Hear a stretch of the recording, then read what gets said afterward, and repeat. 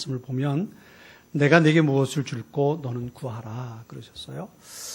우리가 잘 아는 대로 솔로몬이 하나님 앞에 백성을 다스릴 수 있는 지혜를 요청했지요. 이렇게 생각을 해봤어요. 하나님께서 우리를 찾아오셔서 내가 네게 무엇을 줄까 너는 구해라 라고 말씀하신다면 무엇을 구할 수 있을까? 여러분 생각해 보셨습니까? 내가 네게 무엇을 줄까 너는 구해라 라고 말씀하신다면 여러분 하나님 앞에 무엇을 구하겠습니까? 어떤 이제 결혼을 앞둔 여자 친구 3명이 있다가 그랬다지요. 하나님께서 그들에게 나타나셔서 야, 니들에게 어떤 남자를 선물로 주면 좋겠니? 그랬더니 한 아가씨가 그랬다죠. 멋진 남자를 내게 신랑으로 주십시오. 그래서 멋진 남자를 하나님께서 신랑으로 주셨어요. 그러는데 그 멋지긴 한데 좀 돈이 좀 부족한 거예요. 두 번째 이제 청년 여자 자매가 말한 거죠. 난 돈 많은 남자를 주십시오. 돈 많은 부자 남자를 신랑으로 또 이렇게 준 거예요.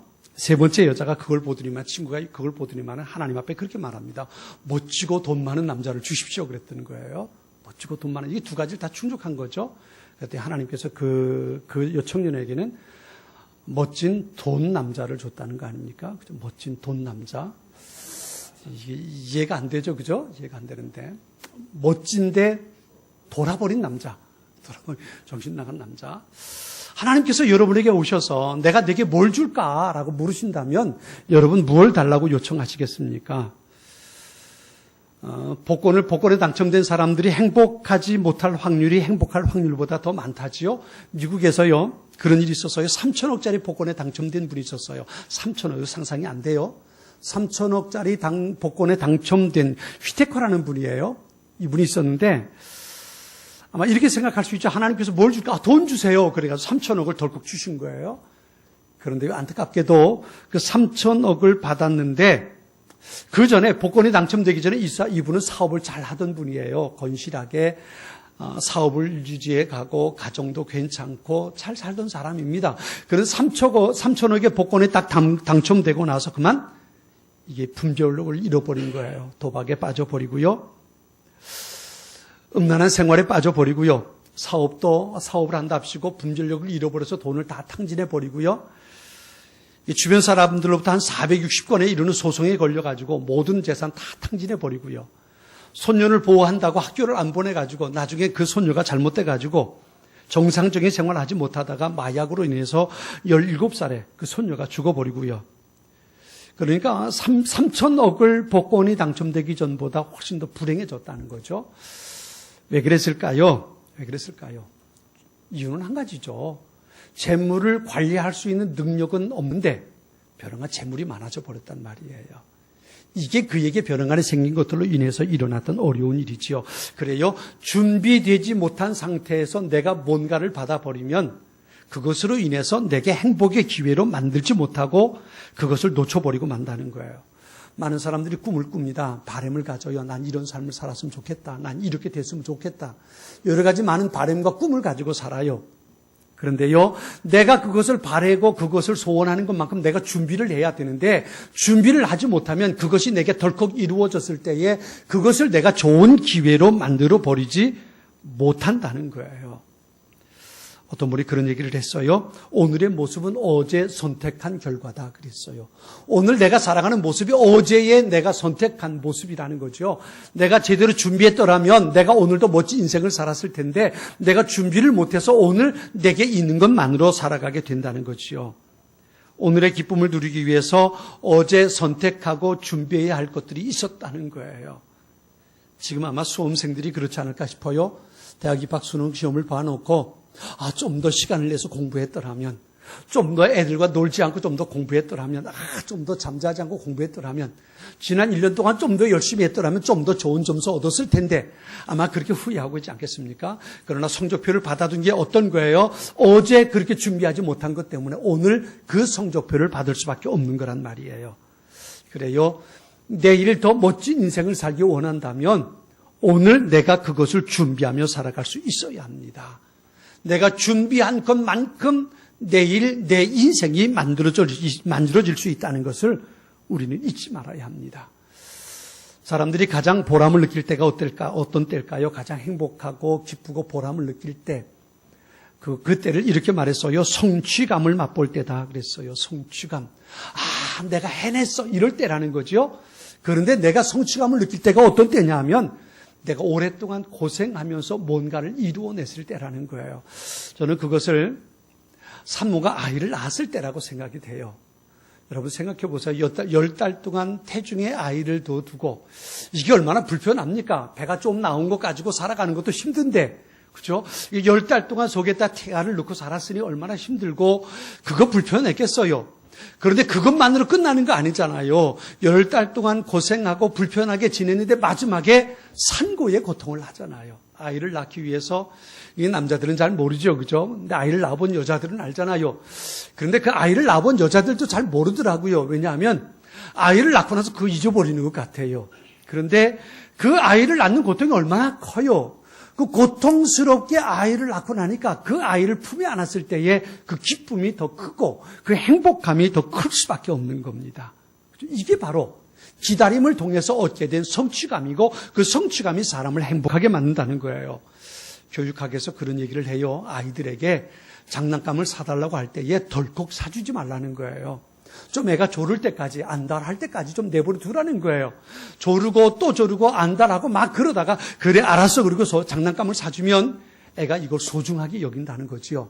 그런데 사달라고 말할 때 한마디 알았어 그리고 사줘버리면 애가 이걸 소중한 걸 모르는 거예요. 잠깐 놀다가 실증 나서 버리고 만다는 거지요. 그리고 다른 것에 마음을 빼앗겨 버린다는 거예요. 그러니까 아이가 좀 기다리고 좀 조르고 좀 안달할 때까지 좀 참게 하고 나중에 사주면 이걸 소중하게 여긴다는 거예요. 이게 바로 기다림을 통해서 얻게 되는 감동이라고 말할 수 있습니다. 하나님의 말씀 성경 속엔 하나님의 약속의 말씀이 담겨 있습니다. 그리고 그 약속의 말씀이 언젠가 성취되어 가는 모습을 우리가 볼 수 있는 거예요. 아브라함 보세요. 아브라함이 75세에 하나님께서 아브라함을 찾아오십니다. 그리고 정작 아브라함이 아이를 품에 안게 된 이삭을 낳아서 품에 안고 아버지가 된 건 언제예요? 25년이 지나섭니다. 하나님의 약속의 말씀을 25년 전에 들었어요. 그리고 25년 동안 기다렸다가 아이를 품에 안은 거예요. 그러니 그 아이 이삭이 얼마나 행복했겠어요. 얼마나 귀했겠어요. 얼마나 사랑스러웠겠습니까? 자신의 모든 것을 다 주어도 아깝지 않을 만큼 그 이삭이 예뻤단 말이에요. 이게 기다림을 통해서 일어나는 거예요. 여러분 다윗도 보세요. 하나님께서 다윗을 찾아오셔서 다윗의 집에 찾아오셔서 다윗의 머리에 기름을 붓고 사무엘을 통해서 네가 왕이 될 거다라고 말씀하신 후에 그가 정작 왕이 된 건 그 후로부터 10년이 지나섭니다. 10년 동안 가진 고초 다 겪었어요. 어려움 다 겪었어요. 전쟁에 나갔어요. 생명의 위협을 다 겪어냈어요. 그리고 나서 10년 후에 왕이 된 거예요. 하나님의 약속의 말씀을 듣고 10년 지나서 그 약속이 이루어진 것을 우리가 볼 수 있게 되는 거예요. 그래요. 성경엔 하나님의 약속의 말씀들이 있어요. 그리고 그 약속의 말씀이 이루어진 것들도 우리는 성경을 통해서 얼마든지 찾아볼 수 있어요.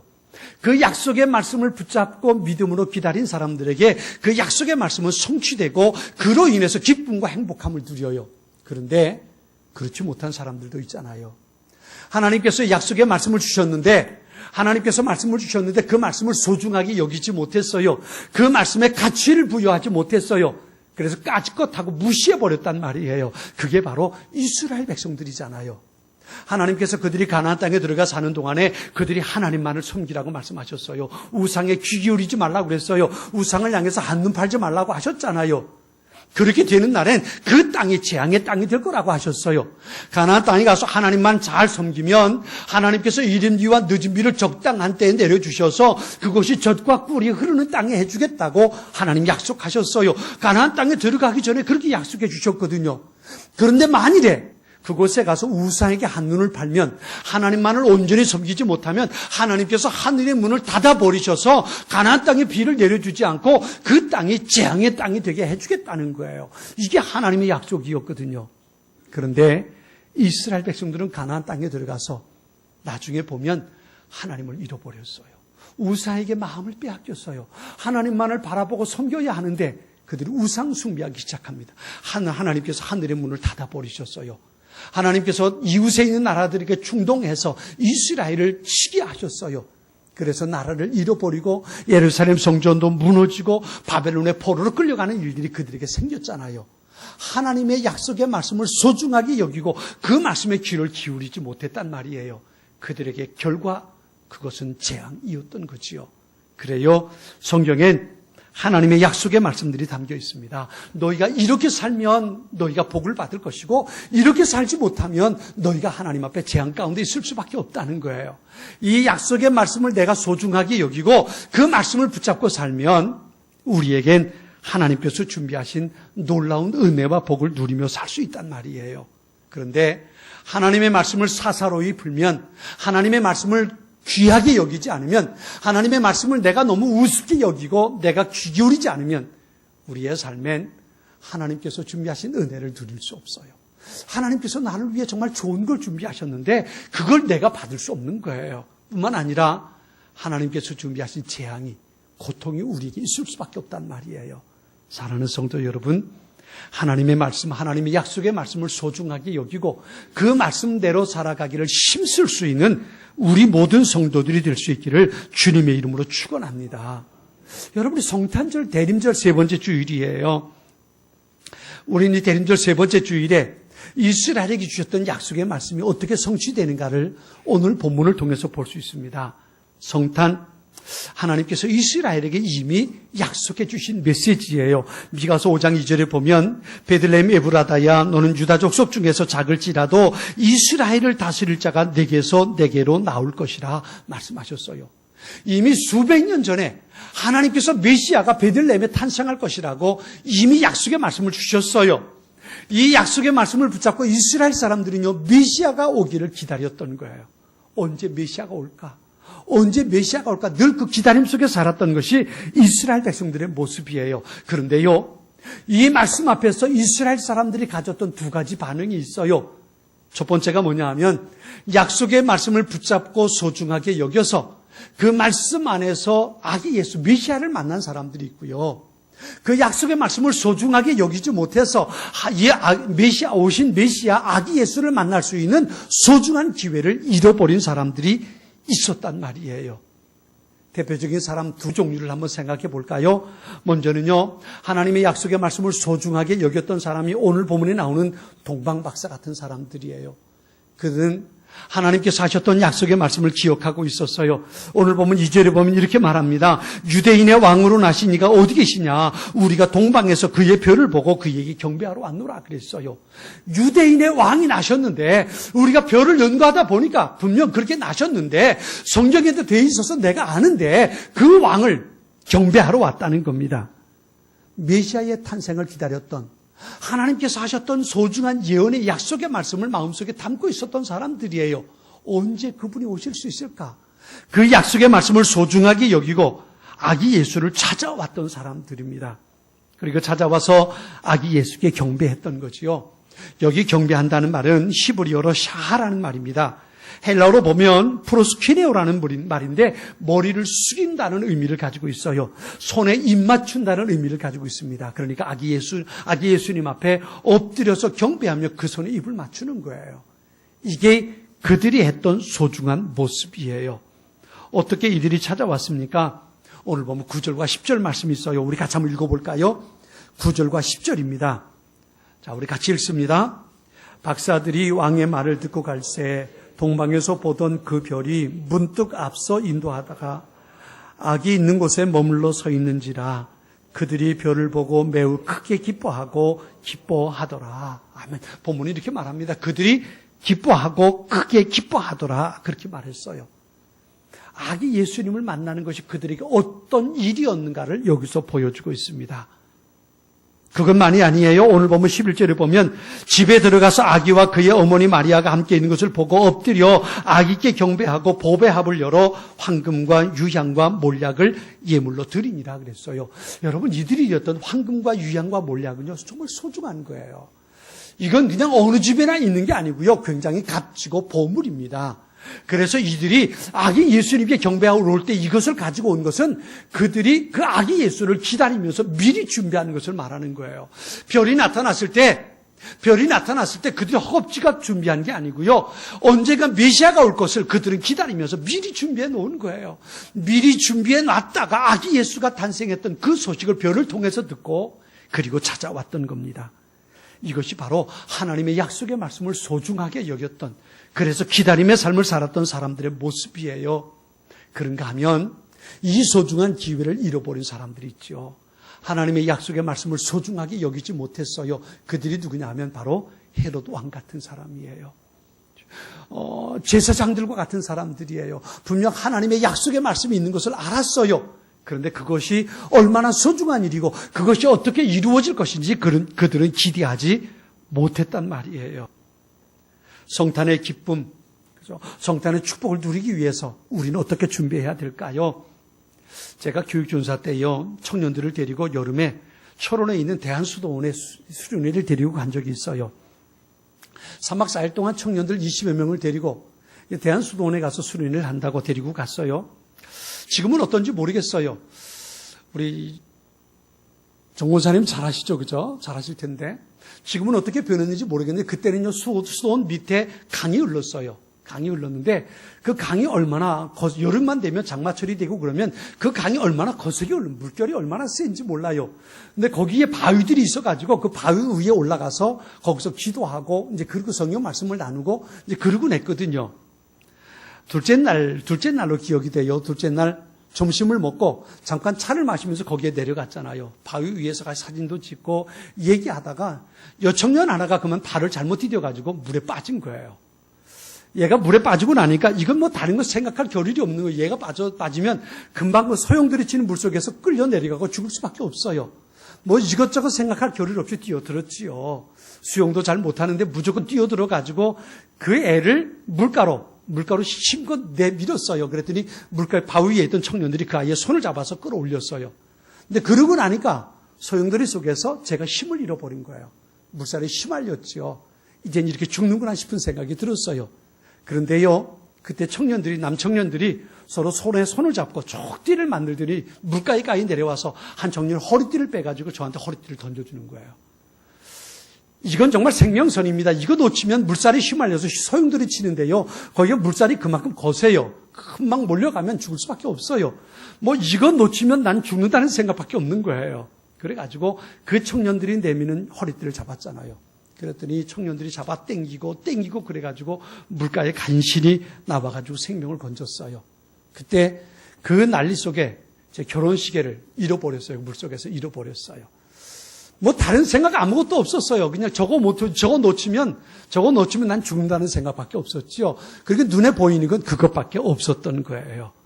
여러분, 이 성탄의 아기 예수의 오심이 내게 축복의 사건이 되기 위해선 우리에게 필요한 첫 번째가 있다면 그것이 뭐냐면 바로 이런 간절함이에요. 예수님이 아니면 내게 소망이 없다는 이 간절함이 우리에게 있어야 돼요. 제겐 정말 그것뿐이었어요. 저거 놓치면 난 죽는다는 생각밖에 없었어요. 뭐 시계고 뭐고 이건 전혀 상관없는 거였고요. 저거 놓치면 난 죽을 수밖에 없다는 생각이었거든요. 그때 추리닝 바지를 입고 있었는데 물에 무거우니까 추리닝 바지가 어떻게 다 벗겨졌죠. 다 벗겨지고 저거 놓치면 다 버리고 바지 다 벗겨지고 시계 다 풀어지고 그런데 그것만 붙잡고 나오게 된 거예요. 여러분, 우리는 어떻게 사나요? 우리는 모두가 다 죄인이잖아요. 어떤 분이 말한 것처럼 예수님이 아니고는 우리에겐 전혀 소망이 없는 삶이잖아요. 예수님만이 나의 소망인 것을 믿음으로 고백하면서 그 주님이 아니면 내겐 영원한 삶이 없다는 이 간절함이 우리에게 있어야 되는 거예요. 우리의 마음이 빠져버리고 우리의 간절함이 사라져버리고 늘 그래 왔으니까 뭐 작년에도 있었고 내년에도 있을 텐데 이런 마음 가지고 성탄을 바라보고 있다면 이번 성탄도 우리에겐 전혀 복된 날이 될 수 없을 거예요. 아기 예수님의 탄생이 내게 얼마나 소중한 건지, 내가 그분을 만나지 않으면 내겐 더 이상 소망이 없다는 이 간절한 마음 가지고 주님 앞에 나와서 주님을 기다릴 때, 그때에 이 성탄이 우리에게 복된 날이 될 수 있는 겁니다. 예수님을 그 믿음으로 잡는 사람, 그에게 구원의 은총이 더해지는 거예요. 두 번째는 예수님 앞에서 자기를 낮추는 겸손한 사람이에요. 자기를 높이는 교만은 주님을 만나는 데 걸림돌이 돼요. 오늘 본문 보세요. 오늘 본문에 예수님을 만날 수 있는 기회에서 놓쳐버린 두 사람의 이야기가 나와요. 하나는 제사장입니다. 또 하나는 헤로드 왕이잖아요. 그들도 예수님이 메시아가 태어났다는 소식을 분명 들어요.